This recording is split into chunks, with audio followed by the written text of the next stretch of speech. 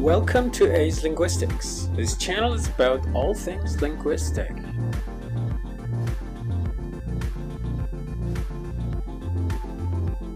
So let's see what we've got today.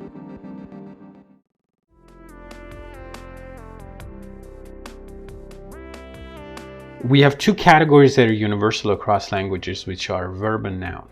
I think of the two, verb is more important because to have a sentence, you always need a verb, but you don't always need a noun.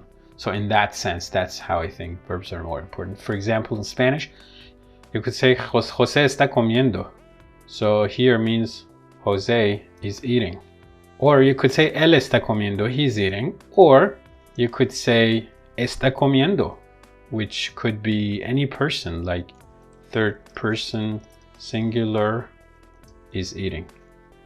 As you can see here, in Spanish, you have a verb, but you don't have a noun or pronoun. Basically, both of them would be noun phrases.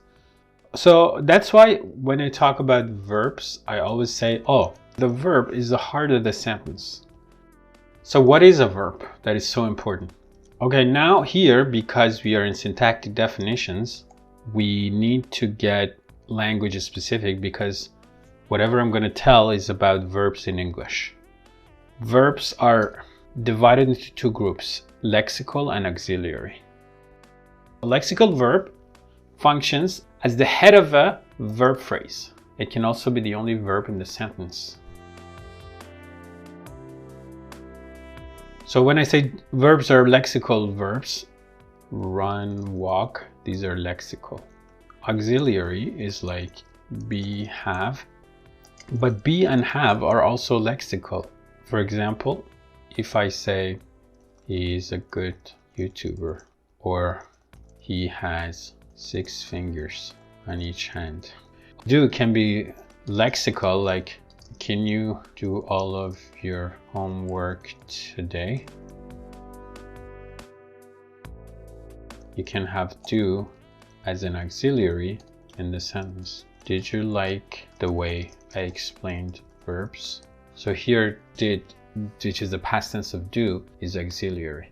So my point is have, be, do belong to both categories of lexical verbs and auxiliary verbs.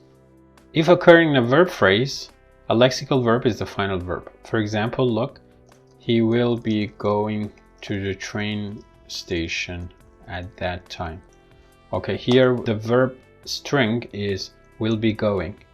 We have these, and then this is the last word. This is a lexical verb. So in English, auxiliaries cannot occur on their own. They will occur without a lexical verb. So lexical verbs can occur on their own if there is like some sort of elision.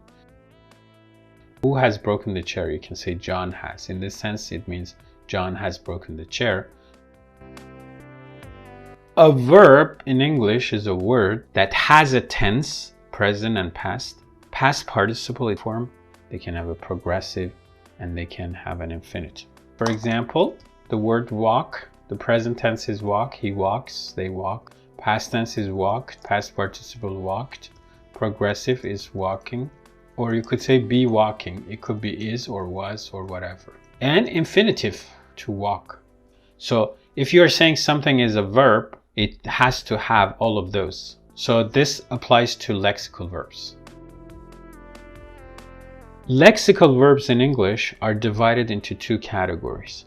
They're either regular or irregular. If it's regular, the past tense is made by adding the suffix ed, walk, walked. And the same applies to past participle.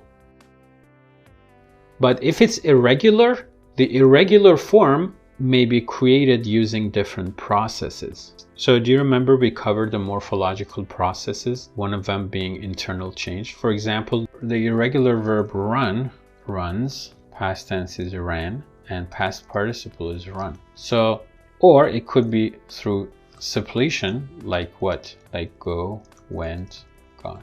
So this is a suppleted form, or other processes. So we already said that verbs are either lexical verbs, auxiliary verbs. So what I'm trying to do is clarify how you can identify an auxiliary verb. Sometimes in a sentence, your verb is not one word, it's more than one word. In that case, we call it a verb string. In a verb string, the lexical verb is the last word, and anything else which is non-final is auxiliary. Sometimes in a sentence you don't have an auxiliary, you just have a lexical verb, like he ruined the plan. But sometimes you have an auxiliary, right? He may ruin the plan. Sometimes you have two auxiliaries, like he must have ruined the plan.